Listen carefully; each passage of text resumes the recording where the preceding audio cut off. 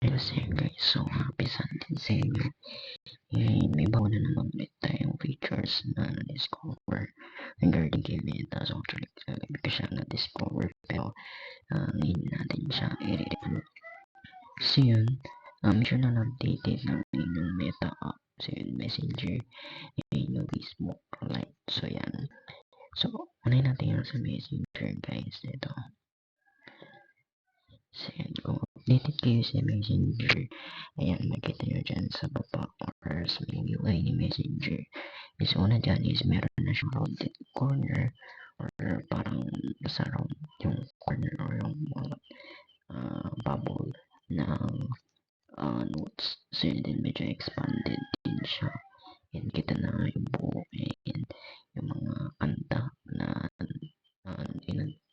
tapos ang isa pa dyan is itong friends. So yung dating highlights is kinuha na siyang friends. Ayan, tapos meron pa dyan isa which is yung sa Facebook Live naman. So pag tayo sa Facebook Live guys,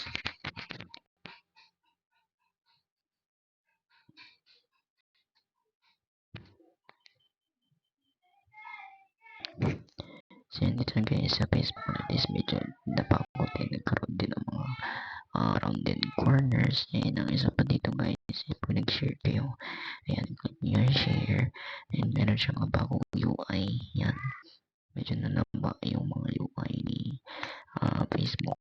Then may kita nyo din yung mga bulog-bulog dyan. Ayan, so medyo gumanda yung UI nya and nagkaroon ng mga rounded corners. So yun na naman yung mga bagong features nyon ni Meta, and kung meron pa is we'll try to review it soon.